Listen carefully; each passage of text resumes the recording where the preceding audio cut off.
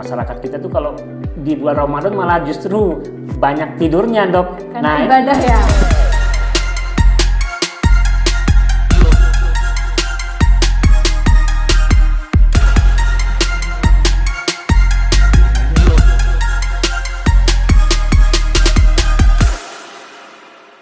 Oke, bismillahirrahmanirrahim. Assalamualaikum warahmatullahi wabarakatuh. Kembali bersama saya Agil di Prima Podcast, portal informasi kesehatan masyarakat. Kita akan membahas tuntas terkait dengan kasus-kasus terkini tentang kesehatan, khususnya di Puskesmas Rarang.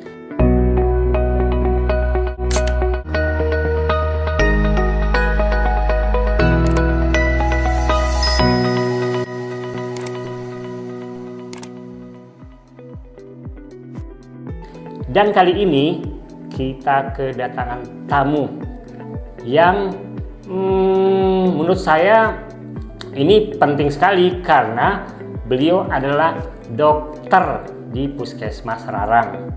Dan beliau ini bergabung di Puskesmas Rarang sejak tahun 2020. Mungkin langsung saja kita perkenalan sejenak sebelum kita akan masuk ke materinya atau ke pembahasan yang akan kita bahas, mungkin seputaran penyakit di bulan Ramadan.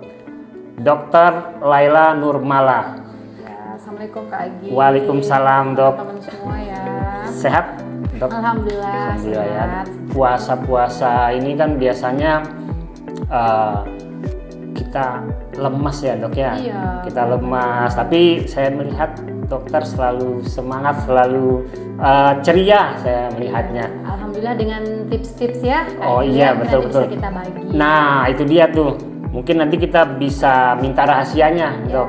siap. Siap. Tapi sebelum itu mungkin boleh kita perkenalan terlebih dahulu, Dok. Ya, Mungkin boleh. masyarakat atau teman-teman di rumah mau kenal lebih jauh, ya nama, mungkin pekerjaan, selain di sini juga bisa mungkin disampaikan. Silakan, Dok. Mungkin saya perkenalan diri sedikit Kak Agil ya. Saya Dr. Laila Nurmala, biasa dipanggil Dr. Lala, bisa juga Dr. Mala ya, karena itu dua nama yang sama.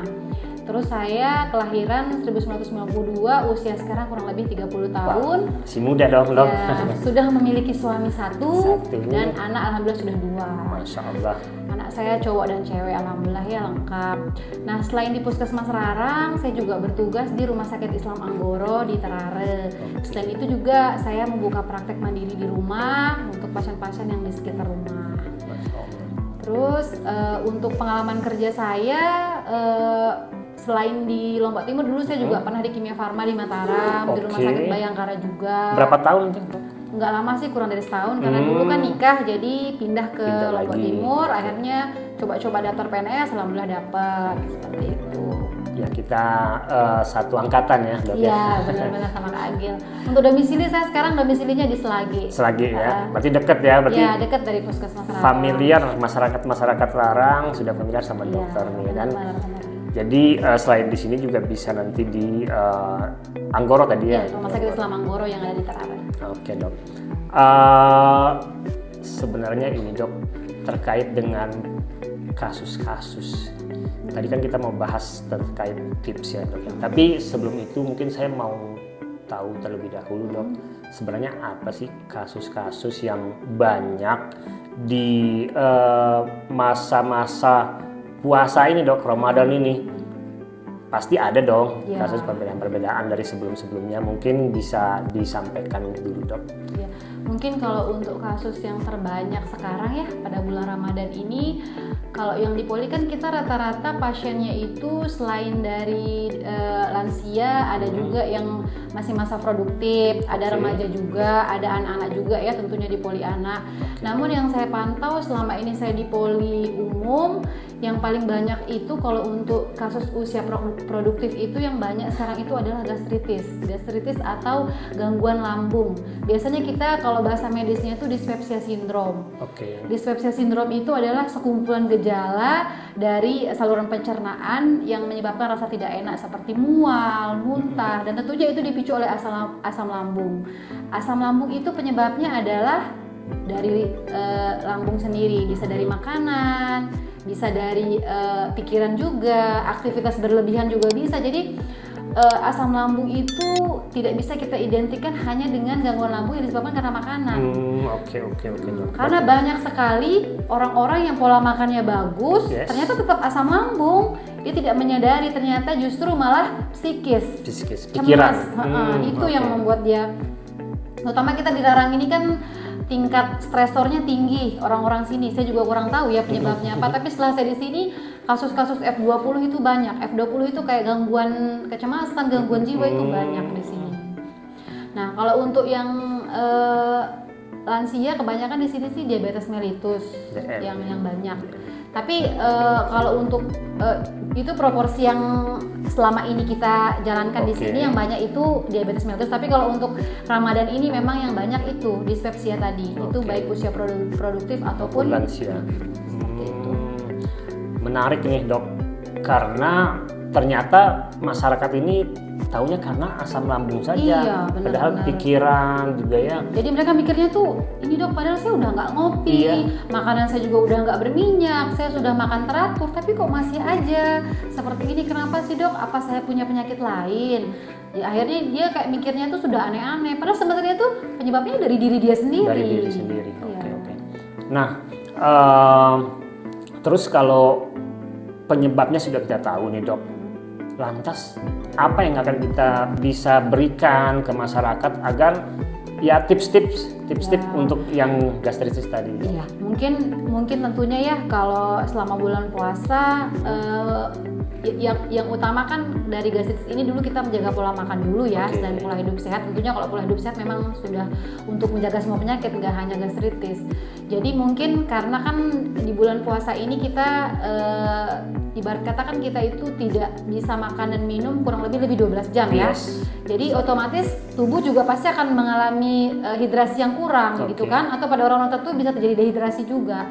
Itu yang akan menyebabkan kita lemes, ngantuk, hal-hal yang intinya menyebabkan kita kurang produktif sehingga pekerjaan-pekerjaan juga tidak akan semaksimal ketika belum puasa. Siap. Tapi ketika kita bisa menjaga hidup secara sehat, itu juga akan sama rasanya ketika puasa dan tidak. Misalnya contohnya saat berbuka puasa dan saat sahur, itu mungkin polanya kita bisa atur.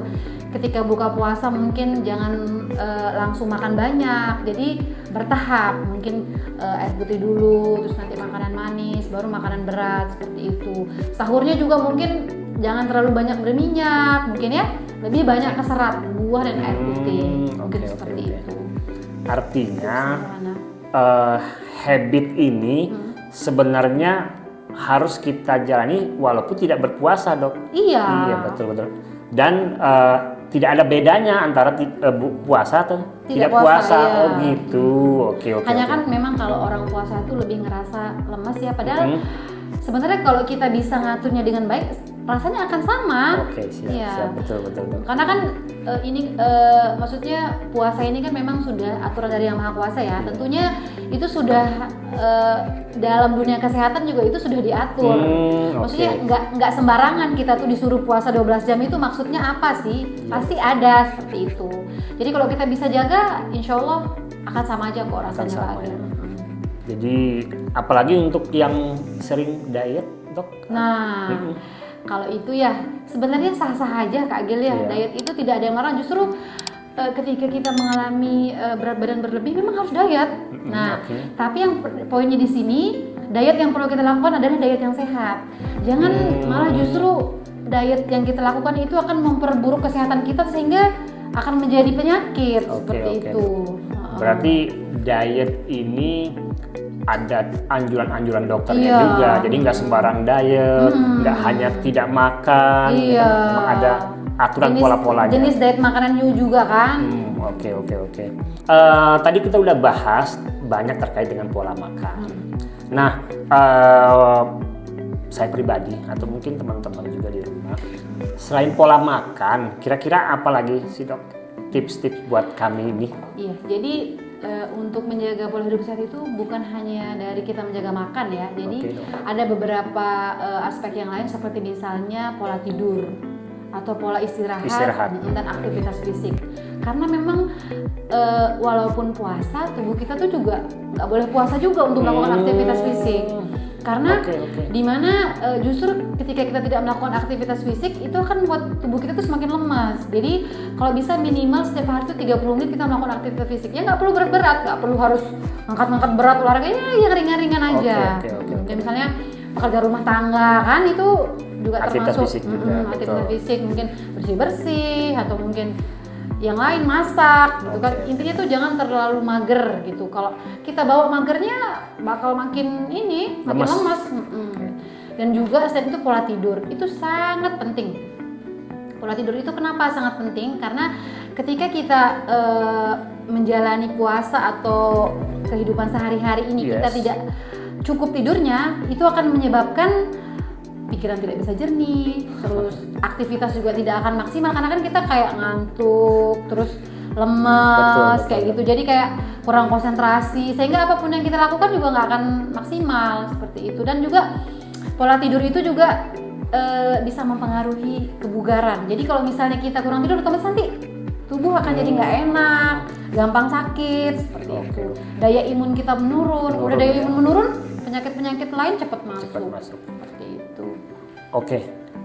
Kalau pengalaman saya sih, Dok, untuk pola tidur rata-rata masyarakat kita tuh kalau di bulan Ramadan malah justru banyak tidurnya, Dok. Karena ibadah ya. Iya, karena ibadah.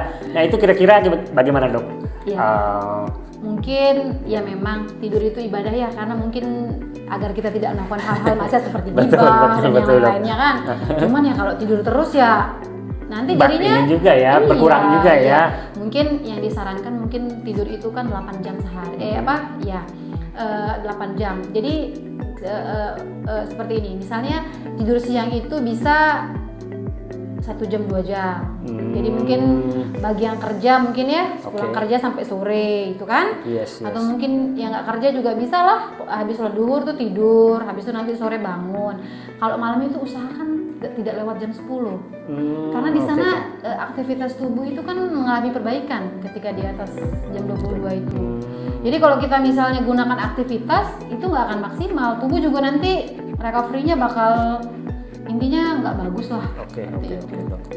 Berarti tadi untuk pola tidur juga jangan terlalu berlebihan juga. Nah, untuk aktivitas fisik, Dok, saya kira ini kan memang ada kaitannya dengan germas, Dok. Untuk aktivitas fisik 30 menit sehari memang itu ada. Nah, saya kira pada saat hari-hari biasa saja, kalau di bulan Ramadan mungkin kita agak lemas, ternyata memang harus rutin juga ya, walaupun tidak seperti yang biasa. Misalnya yang biasanya olahraga, mungkin aktivitas fisik yang saat Ramadan mungkin yang ringan-ringan. Malah kalau misalnya Kak Agil atau teman-teman di rumah sudah biasa melakukan olahraga gym atau aerobik itu boleh, yang penting nanti mungkin ada waktunya, jadi enggak yang masih siang bolong atau pagi gini pasti lemas kan dan haus. Itu mungkin disarankan nanti 1 jam sebelum berbuka. Itu nggak apa-apa, bisa. Jadi ketika nanti nunggu bukanya kan nggak terlalu jauh, jadi itu tetap disarankan. Jadi selama puasa bukan berarti nggak boleh olahraga berat sama sekali, boleh. Apalagi untuk orang-orang yang sudah biasa olahraga kan kadang-kadang kalau nggak olahraga itu agak lemas gitu kan, agak pegel-pegel badannya. Untuk orang-orang nge-gym contohnya kayak suami saya kan tetap dia, jadi 1 jam sebelum buka itu kadang-kadang ya pergi gitu. Oke. Patut nih untuk dicontoh nih. Pengalamannya sangat menarik. Nah, mungkin terakhir ini, Dok, terkait dengan pembahasan kita tadi ya, mungkin ada tips-tips buat masyarakat khususnya di Puskesmas Rarang dalam menjaga kesehatan di bulan Ramadan ini. Tadi kan sudah dibahas secara mendetail, baik itu dari penyakitnya itu sendiri dan pola tidur, pikiran, terus tadi apa lagi satu lagi aktivitas fisik ya, Dok ya. Nah, mungkin apa nih yang mau disampaikan ke masyarakat kita, Dok, baik itu yang kaitannya dengan kesehatan ataupun mereka kalau misalnya sudah terlanjur sakit dan mungkin panik nih dengan apa nih yang saya harus lakukan. mereka bisa berkunjung ke puskesmas kita kan gitu dok ya, mungkin bisa disampaikan dok. Mungkin ya tips dari saya mungkin sederhana saja ya. Yes. Jadi hidup ini intinya nggak usah terlalu dibuat ribet ya. Oke. Jadi yang pertama mungkin tentunya kita melakukan PHBS dulu, perilaku hidup bersih dan sehat, karena itu yang utama. Segimanapun kita menjaga diri kita, ketika lingkungan kita tidak kita jaga itu tidak ada artinya. Jadi lingkungan bersih, diri sendiri juga bersih, itu akan lebih baik. Selain itu yang paling penting juga berpikir positif. Ya, karena berpikir positif itu adalah kunci dari segalanya. Ketika kita menjalani sesuatu, kalau pikiran kita itu udah negatif aja isinya, itu pasti nggak bakal beres semua. Justru isinya itu juga paling cemas. Intinya itu akan menyebabkan kurang maksimal. Mudah datang penyakit. Mudah datang penyakit juga. Jadi intinya berpikir positif, percaya aja gitu. Kalau kita udah melakukan yang terbaik, insya Allah hasil yang kita dapatkan juga baik. Selain itu juga menjaga pola makan ya, kayak tadi sahur sama bukanya itu benar-benar dijaga. Terus aktivitas fisik sama pola tidur. Dan untuk mungkin teman-teman yang punya penyakit atau ibu bapaknya memiliki penyakit kronis, harus tetap kontrol seperti biasa. Jadi obat-obatan itu harus tetap diminum walaupun bulan puasa, tapi nanti tentunya cara minumnya dan waktu minumnya akan dijelaskan oleh dokter. Jadi mungkin nanti nggak ada alasan kan ini puasa Bu Dokter, kayak orang kencing manis, apa mungkin kita minum obat kencing manis puasa dong lemas? Enggak, ya tetap ya. Justru kalau nggak minum nanti tiba-tiba melonjak jadi kenapa-kenapa. Nah, jadi tetap kontrol, jadi nanti dijelaskan di poli ya. Terus juga saran saya kalau misalnya teman-teman punya penyakit atau sakit ringan, kalau bisa jangan beli obat sendiri. Karena itu ditakutkan kita nanti kan namanya kita beli di apotek ya, kita bukannya gimana-gimana. Lebih baik kita datang, diperiksa ke nakes, nanti kan diperiksa, setelah itu baru diberikan obat. Jadi kalau ada apa-apa kan ada yang mempertanggungjawabkan kita. Betul. Karena kalau kita beli sendiri siapa yang mau tanggung jawab kalau kenapa-kenapa kan? Betul. Jadi memang harus ada resep dokter. Iya. Dan kalaupun masyarakat kita memiliki menjadi peserta BPJS kan gratis. Iya, gratis. Alhamdulillah kita di sini di Puskesmas Rarang sudah lengkap ya. Jadi pelayanan UGD 24 jam itu tetap ditangani dengan dokter ya 24 jam ya. Terus selain itu juga ada rawat inap. Jadi tidak perlu jika kasusnya sederhana bisa kita rawat di sini, kita rawat sehari 2 hari bisa pulang. Seperti itu. Jadi nggak harus ke rumah sakit kalau untuk rawat inap, di Puskesmas Rarang sudah bisa. Oke, dok. Ya, yang saya tangkap hidup tidak usah dibikin ribet ya, intinya kayak usah dibikin ribet. Dan tadi materinya daging semua dok, kita mendapatkan informasi yang lengkap khususnya yang berkaitan dengan kasus-kasus atau penyakit-penyakit di bulan Ramadan. Dan terima kasih juga tadi tipsnya Bu Dokter Lala. Mungkin saya sapa dulu masyarakat di rumah. Jadi yang kita dapatkan hari ini mungkin bisa menjadi lebih bermanfaat buat teman-teman, buat masyarakat semua ketika menonton channel kita ini merupakan channel edukasi dok. Ya, Prima Podcast ya? Prima Podcast. Itu nama Primanya dari mana ya? Itu portal informasi kesehatan masyarakat. Masya Allah, saya baru tahu. jadi memang untuk informasi kesehatan di masyarakat khususnya Rarang. Khususnya Rarang ya? Betul, dok. Tapi semoga bisa sampai luar-luar sana ya. Exactly, benar. Jadi dengan adanya video ini, YouTube ini kan bisa di-share. Ya, bisa di-share dan masyarakat juga bisa menonton tanpa harus ke sini, tanpa harus khusus di wilayah Rarang. Jadi kan ini bisa di-share, bisa diakses di YouTube kami di Puskesmas Rarang dan juga Instagram kami di Puskesmas Rarang juga. Mungkin itu Bu Dokter. Iya, satu lagi. Oke, mungkin silakan. Teman-teman nih kalau emang ada request pengen dibahas apa boleh. Jadi Betul. nanti Kak Agil misalnya Bu Dokter bahas ini dong gitu kan. Oke, boleh. Kalau memang kasusnya menarik nanti kita bahas. Siap. Oke. Berarti nanti di kolom komentar ya. Boleh. Di kolom komentar silakan yang mau request tema atau kasus apa yang ingin dibahas oleh dokter kami di sini. Dokternya cantik-cantik. Sekarang ada 3 ya dok ya? Ada 3 cewek ada semua. 3, siap. Oke, kalau gitu terima kasih masyarakat semua. Terima kasih juga Bu Dokter telah membagi ilmu dan tipsnya. Sampai ketemu lagi di episode selanjutnya. Bye-bye. Assalamualaikum warahmatullahi wabarakatuh.